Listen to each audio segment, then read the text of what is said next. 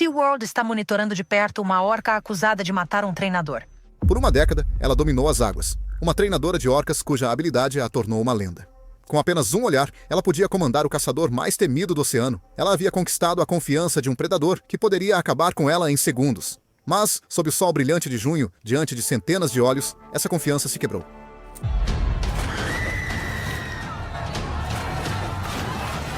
O que transformou uma apresentação perfeita em uma tragédia inesquecível? Fique conosco para descobrir. Antes de mergulharmos na tragédia que abalou o Santuário Marinho Azul, vamos voltar ao sonho que começou tudo. Um sonho nascido pelo mar muito antes dos gritos e do sangue na água. Antes das manchetes que deixariam o mundo atônito, havia apenas uma menina quieta, parada na beira de uma costa rochosa no norte da França, olhando para o oceano como se fosse algo que ela conhecesse de cor. Enquanto o mundo ao seu redor brincava, ria e esquecia, Elise Munro observava o mar com a intensidade silenciosa de alguém que escuta algo que ninguém mais consegue ouvir. Não uma sonhadora, nem uma turista, mas algo completamente diferente, como se ela já fizesse parte do oceano e ele estivesse apenas esperando para levá-la de volta. Enquanto a maioria das crianças desenhava super-heróis, Elise Munro estava esboçando assassinos. Orcas, para ser exato. Ela não tinha medo delas. Ela estava fascinada. A maioria das crianças da sua idade estava grudada em desenhos animados, ou correndo atrás de bolas de futebol, mas Elise estava estudando a curva da barbatana de uma orca, como se ela contivesse a resposta para algo sagrado. O mar não era quente nem acolhedor na Bretanha, mas Elise não se importava. Cada grito distante de uma ave marinha apenas a puxava mais fundo para um sonho que não fazia sentido para ninguém além dela. Seus pais atribuíram isso a uma fase, algo de que ela sairia, mas ela nunca saiu. Todo verão, eles a levavam para a costa para que ela pudesse observar as ondas. Ela nunca falava muito. Sim, ela não precisava. Aquele olhar no rosto dela, focado, distante, quase reverente, dizia tudo. Aos 14 anos, ela sabia os nomes latinos de todas as espécies de orcas. Aos 17, ela estava enviando e-mails para parques marinhos ao redor do mundo, pedindo estágios. E logo após seu 19º aniversário, Elise fez algo que ninguém esperava. Ela arrumou suas coisas e deixou a França para trás. Ela não conhecia ninguém na Califórnia. Ela não tinha muito dinheiro, mas tinha um objetivo: chegar ao Blue Sea Marine Park, o único lugar com o qual sonhava desde criança. E de alguma forma, ela conseguiu. Ela chegou ao Blue Sea Sanctuary, com nada além de uma mochila e aquela ambição teimosa. Elise começou onde todos os outros começaram, esfregando algas do concreto e carregando baldes de peixes descongelados que deixavam suas roupas fedendo. Mas ela era paciente e focada. Seus colegas de trabalho perceberam rapidamente. Elise não apenas fazia seu trabalho, ela lia os animais. Ela conseguia perceber quando um golfinho estava agitado antes mesmo de ele emergir, e conseguia acalmar um leão marinho apenas mudando o tom de voz. A notícia se espalhou rapidamente, e promoções vieram. Em poucos meses, ela estava trabalhando diretamente com as orcas, os gigantes que ela antes apenas desenhava. Mas Elise não estava atrás de aplausos, ela buscava algo mais profundo. E então, ela conheceu Kayla, a orca estrela do Blue Sea, enorme, majestosa, imprevisível. A conexão delas foi imediata, quase assustadora. Elise chamava de vínculo, outros sussurravam uma palavra diferente: obsessão. Mas havia algo mais. Uma sombra seguindo cada show perfeito, cada cumprimento entre espécies. Kayla tinha um passado, algo sobre o qual os treinadores mais antigos não falavam. Eles sussurravam sobre isso, mas talvez tenha sido esquecido ou deliberadamente enterrado, e coisas enterradas tendem a ressurgir, especialmente em águas profundas e escuras. A liberdade roubada de Kayla. Ela nasceu na natureza, em águas profundas e escuras, onde o oceano se estende infinitamente, e cada som que a água fazia significava algo. Mas quando você arranca uma orca de sua família e a tranca atrás de um vidro, algo dentro dela não apenas se quebra, espera. E anos depois, quando todos pensavam que ela finalmente tinha se acomodado, Kayla lembrou a todos que orcas nunca esquecem. Mas como essa orca acabou em um vidro? Vamos voltar no tempo para 1995, na península de Kamchatka, na Rússia. Em algum lugar sob aquela agitação cinza, Kayla, uma jovem orca com apenas 5 anos, deslizava pela água ao lado de sua mãe, sua família unida ao seu lado. Caçavam juntos, nadavam juntos e falavam uma língua construída ao longo de gerações. E então tudo se desfez. Lanchas irromperam pelas ondas, cortando o mar como lâminas. Redes explodiram na água, paredes de nylon fechando-se com velocidade aterradora. O grupo de Kayla se dispersou. Ela tentou seguir o grito de sua mãe, mas o som foi engolido pelo caos, com motores rugindo e homens gritando. Kayla lutou para se libertar, seu corpo elegante se contorcendo em pânico, mas as cordas apertaram ainda mais, e então veio a agulha, seguida pela escuridão e silêncio.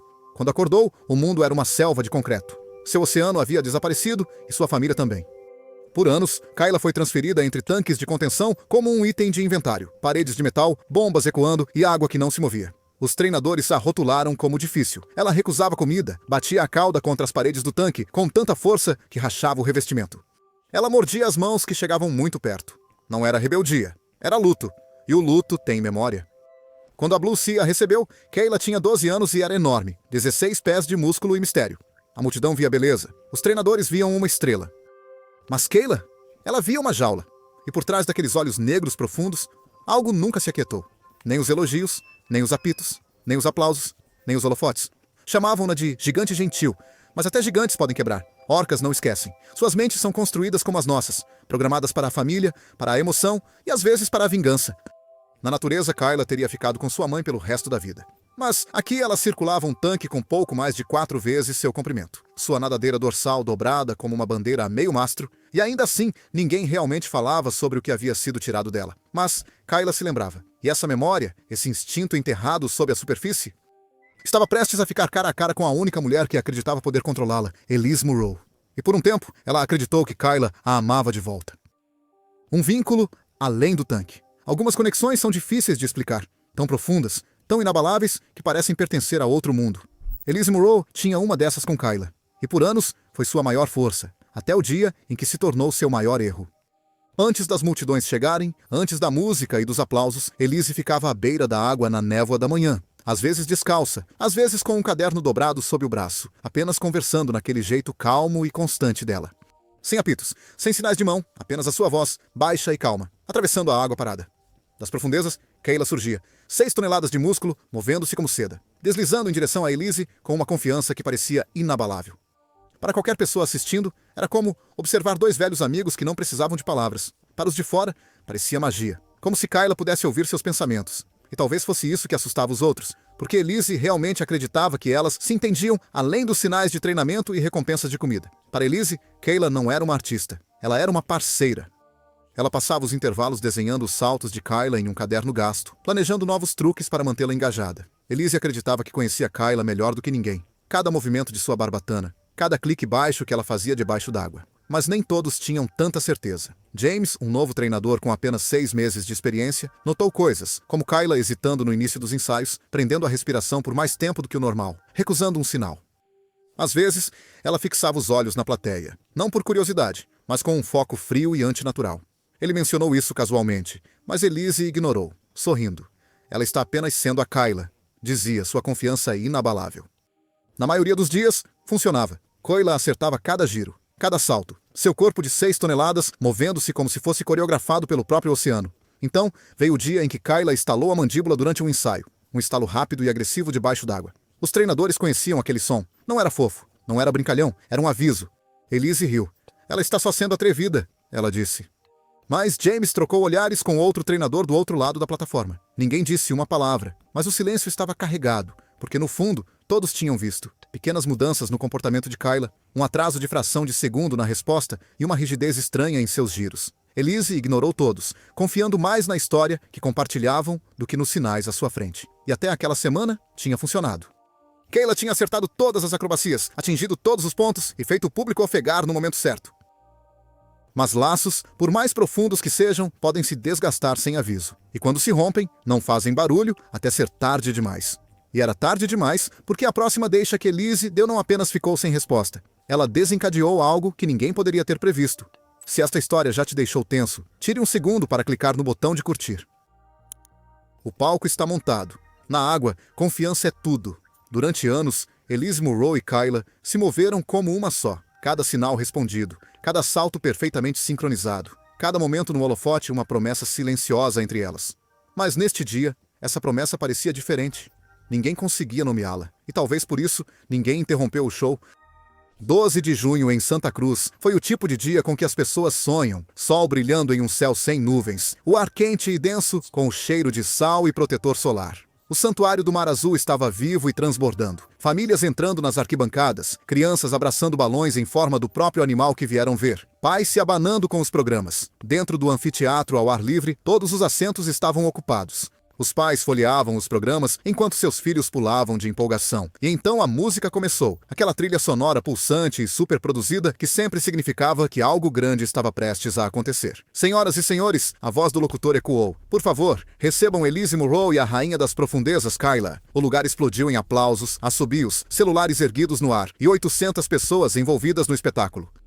E atrás da cortina, Elise fechou o zíper do seu traje de mergulho e respirou como já tinha feito 1000 vezes antes, calma, firme e sem nenhum traço de dúvida no rosto. Mas atrás daquela cortina, nem todos estavam sorrindo. Mais cedo naquela manhã, Elise tinha ensaiado a rotina com Kayla, os saltos dramáticos, giros sincronizados e o grande final, o salto foguete que fazia Elise voar alto acima da água, como se estivesse voando. No papel, tinha corrido bem, mas Kayla não parecia normal. Ela estava lenta. Seus movimentos estavam estranhos. Em vez de cortar o tanque como de costume, ela flutuava, quase hesitava. Sua nadadeira peitoral esquerda continuava a tremer levemente, como se algo nela estivesse falhando. Elise riu disso. Ela está guardando energia, disse ela com aquele sorriso em que todos confiavam. Ela sabe que é hora do show. A maioria dos treinadores acreditou, exceto James. Ele tinha estado com Kayla naquela semana, e algo nos olhos dela naquela manhã ficou com ele. Eles não estavam brincalhões. Eles não estavam curiosos, estavam fixos, como se ela estivesse rastreando algo invisível, como se algo estivesse prestes a se mover. Ainda assim, o show tinha que continuar. Os portões se levantaram. Kayla deslizou para o centro das atenções, seu corpo preto e branco elegante, cortando o tanque como uma lâmina. A multidão ofegou, os telefones clicaram e as crianças gritaram de alegria. Elise avançou, braços abertos, a estrela do show. Tudo parecia perfeito. Mas aquela sensação de inquietação, a que James não conseguia se livrar, não tinha ido a lugar nenhum. Estava apenas esperando. E a multidão, perdida na emoção do momento, não a viu chegando. Não até que fosse tarde demais. O ataque foi desencadeado. Começou da maneira como tantas tragédias começam, silenciosamente. Não houve gritos ou avisos. Apenas uma mudança tão pequena que você poderia não perceber se não estivesse na beira do tanque. Como de costume, Elise levou o apito aos lábios. O sinal tão familiar para ela quanto respirar. Sinalizando para Kayla fazer um movimento característico. Kayla deveria ter respondido instantaneamente, explodindo em movimento como já tinha feito 1000 vezes antes, mas não o fez. A orca parou sob a superfície, imóvel exceto pelo leve tremor de suas nadadeiras peitorais. A plateia esperou. Elise esperou e então assobiou novamente. Desta vez, ela acrescentou um suave sinal vocal, sua voz calorosa e persuasiva. Vamos, garota, vamos lá, ainda nada. Em vez disso, Kayla avançou, lenta, deliberada, seu corpo cortando a água sem um som. No último momento, ela desviou do curso, roçando as pernas de Elise com o peso pesado e frio de algo vivo e antigo. O contato fez a pele de Elise arrepiar. Ela deu uma pequena risada constrangida no microfone. Ela está se sentindo brincalhona hoje, disse ao público, mascarando o desconforto em sua voz. Algumas pessoas riram. Kayla voltou. O movimento foi repentino, rápido demais para acompanhar, e então houve um impacto, uma força brusca de baixo que derrubou Elise jogando-a na água. O respingo arrancou suspiros das arquibancadas, mas eles ainda não estavam alarmados. De longe, ainda poderia fazer parte do espetáculo. Então a água mudou, agitou-se violentamente enquanto Kayla fechava suas mandíbulas em torno do braço esquerdo de Elise. A mordida foi rápida e precisa. O grito de Elise foi engolido pelo tanque. O sangue subia em espirais lentas. Ela se debatia, bolhas rompendo na superfície, sua mão livre agarrando-se à borda. Os treinadores no convés congelaram, presos entre a descrença e a ação. Kayla não soltou. Ela arrastou Elise para baixo, a massa preta e branca girando-a em um rolamento brutal e predatório. Elas emergiram de volta à vista, Kayla sacudindo a treinadora inerte à vista de centenas. Agora, estava claro para todos que isso não era mais um show, mas um ataque em grande escala. Os suspiros se transformaram em gritos, e mães foram vistas cobrindo os rostos de seus filhos. Em algum lugar, alguém gritou, "Isso não faz parte do show!" Elise emergiu à superfície uma vez, apenas o suficiente para engolir ar. Seu rosto pálido de pânico. Ela estendeu a mão para aquela plataforma. Quase a tocou antes de Kayla puxá-la para baixo novamente, e com mais força desta vez. Alarmes soaram. Treinadores correram para pegar redes. Uma boia caiu no tanque, em uma tentativa desesperada de afastar Kayla. Mas ela ignorou. Não porque quisesse, mas porque estava ficando cansada sob a feroz batalha com o predador. O ataque durou menos de 2 minutos, mas cada segundo se estendeu em algo insuportável. Quando Kayla finalmente a soltou, Elise flutuou imóvel, o cabelo espalhando-se ao seu redor como algas, olhos abertos, mas sem ver. E então, chocantemente, Kayla atacou novamente. Ela agarrou seu torso desta vez, a força transformando a água em uma espuma vermelha. O corpo de Elise estremeceu sob o aperto, suas pernas chutando fracamente antes de desaparecerem nas profundezas. A música, ainda alegre e repetitiva, tocou por alguns segundos surreais, a mais antes que alguém cortasse o som. A única coisa que restou foi o caos, o som da água batendo contra o vidro, os gritos dos treinadores e o pânico crescente nas arquibancadas. Um fone de ouvido flutuou para a superfície, o de Elise. Ele flutuou uma vez, duas vezes. Depois derivou em direção à parede distante, enquanto a sombra de Kyla se movia mais fundo no azul, afastando-a do vidro, longe do resgate. O show não tinha acabado. Tinha apenas se transformado em algo primal. E a pior parte? Isso era apenas o começo. 9 minutos de terror. Você pensaria que 9 minutos não poderiam mudar tudo, mas, naquele tanque, 9 minutos pareciam uma eternidade. Kyla não estava brincando. Ela não estava se apresentando. Ela estava arrastando Elise para baixo, com uma precisão aterrorizante, torcendo seu corpo com a força bruta de um predador de 6 toneladas. Cada vez que Elise emergia, ofegante, olhos arregalados, os lábios manchados de sangue, o som da multidão subia como uma onda de pânico. As pessoas não estavam mais aplaudindo, elas estavam gritando, e através de tudo isso, Kyla continuava. Não a companheira brincalhona com quem Elise uma vez dançou na frente de centenas, mas algo irreconhecível. Seus olhos vazios, seu aperto brutal. Adolescentes ficaram paralisados, telefones tremendo em suas mãos, ainda filmando. A água estava agora tingida de vermelho, grossas nuvens girando sob o vidro como fumaça. Façam alguma coisa, alguém gritou. Os treinadores correram, suas vozes falhando enquanto gritavam o nome de Kyla, tentando trazê-la de volta à rotina. Eles jogaram peixes, boias brilhantes e bateram varas contra o tanque. Nada. James, mal conseguindo se controlar, tentou lançar a rede de emergência, mas ela se enroscou. Ele xingou, rasgando-a com as mãos trêmulas, enquanto Elise era arremessada contra a parede com uma força que silenciou a multidão. Houve um som nauseante, como madeira molhada se partindo. Elise emergiu novamente, mal, com o braço torcido, o rosto pálido e flácido, a boca tossindo sangue e sal. Ela alcançou a plataforma, tão perto, os dedos arranhando a borda. Então Kyla a puxou de volta para baixo, desta vez mais fundo. As luzes ficaram vermelhas, alarmes soaram, mas Kyla não vacilou. Ela circulou o tanque como se fosse dela, arrastando o corpo inerte de Elise em voltas lentas e deliberadas. Seu traje de mergulho rasgado flutuava atrás dela, rosto escondido sob mechas de cabelo escuro e encharcado. Os mergulhadores hesitaram na borda, divididos entre o treinamento e o medo. Um por um, eles mergulharam, sabendo muito bem que Kyla poderia matar novamente em um segundo. A multidão, descontrolada. Alguns correram para fora, chorando. Outros ficaram paralisados, incapazes de se mover, assistindo ao horror se desenrolar como um pesadelo do qual não conseguiam acordar. Você podia ouvir crianças chorando, pais sussurrando. Está tudo bem, quando claramente não estava. 9 minutos. Foi quanto tempo durou, mas para todos naquele estádio pareceu uma eternidade. Mas o pesadelo não terminou ali. O que veio a seguir os assombraria ainda mais. Compartilhe isso com amigos que acham que já viram de tudo, porque o que aconteceu a seguir provará que estão errados. O silêncio após a tempestade. O show acabou, mas ninguém aplaudiu. Ninguém se mexeu. Era apenas silêncio, do tipo que não se acomoda, mas cresce. A superfície do tanque ficou estranhamente imóvel, como se tentasse apagar o que acabara de acontecer. Mas o dano não podia ser apagado. Elise Morrow foi retirada da água como uma boneca quebrada, inerte, machucada, mal reconhecível. Seu traje de mergulho estava rasgado. Seus membros torcidos de maneiras que o corpo humano nunca deveria dobrar. Seus olhos sem vida fixos em nada. Kyla flutuava por perto. Sua forma maciça à deriva como uma sombra sem peso. Sem urgência, como se a orca já tivesse seguido em frente, mas os humanos não tinham.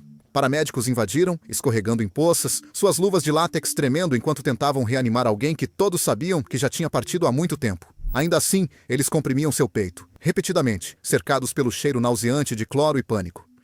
A multidão não gritava mais. A arena, minutos atrás ecoando com risadas, agora soava como uma igreja após um funeral. Os pais protegiam os olhos de seus filhos. A segurança se moveu rapidamente, mas suas vozes eram abafadas, mais lamentosas do que autoritárias. "Continuem andando", disseram, mas ninguém andava como se estivesse saindo de um parque temático. Eles andavam como se estivessem saindo de uma cena de crime. Nos bastidores, era pior. James não conseguia parar de tremer. O tanque que antes ressoava com música e aplausos, agora zumbia com o leve som das máquinas médicas e o grito arrepiante de alguém nas arquibancadas, provavelmente uma mãe que acabara de assistir a um pesadelo se desenrolar em tempo real. Do lado de fora, vans de notícias começaram a se alinhar como abutres em uma cerca. Câmeras preparadas e prontas. Manchetes já estavam sendo digitadas antes mesmo do corpo de Elise ter deixado a plataforma. Dentro, o parque estava fechando.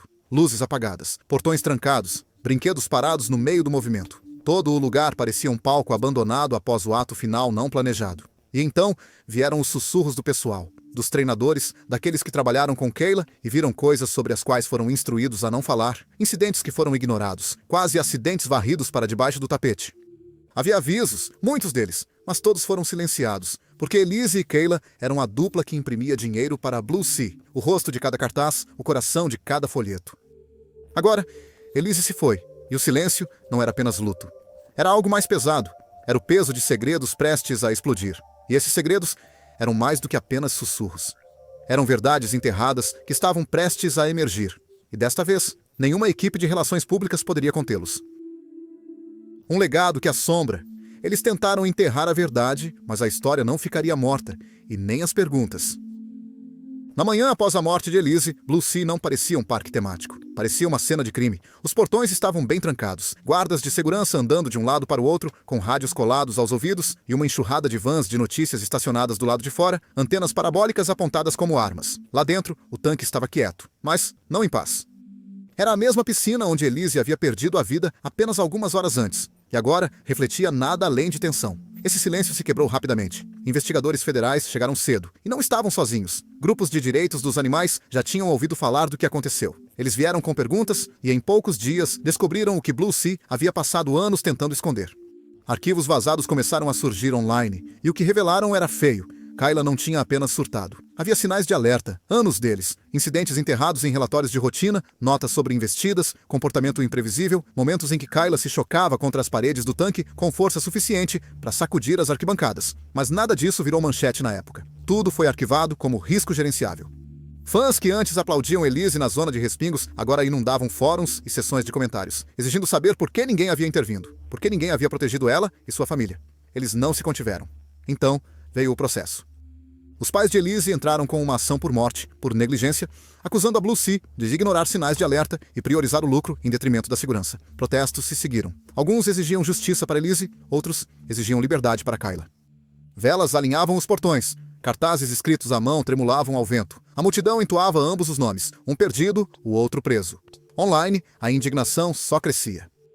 Imagens do ataque viralizaram, desencadeando uma reação global. Os apelos para fechar o Blue Sea aumentaram a cada hora. Legisladores na Califórnia intervieram, acelerando um projeto de lei que visava proibir apresentações de orcas em cativeiro por completo. A reputação antes brilhante do parque se apagou quase da noite para o dia. E Kayla? Ela não desapareceu, mas poderia muito bem ter desaparecido. Eles a moveram para um tanque privado, fora de vista, isolada dos visitantes. Os treinadores foram instruídos a manter distância. Sua nadadeira dorsal, antes uma curva alta e orgulhosa, agora caía como uma bandeira a meio mastro. A morte de Elise não apenas chocou o mundo, mas também destruiu a ilusão, a ideia de que animais selvagens poderiam ser domesticados, ensinados e confiáveis dentro de uma piscina de concreto. Ela amava Kayla profundamente, mas esse amor não foi suficiente para sobrepor o instinto ou desfazer uma vida inteira de cativeiro. E é isso que mantém as pessoas acordadas à noite. Kayla ainda está lá, ainda circulando e observando. Acabou ou é apenas uma questão de tempo? Deixe seus pensamentos na seção de comentários. Orcas como Kayla deveriam estar em cativeiro? Inscreva-se para mais histórias impactantes. Obrigado por assistir. Até a próxima.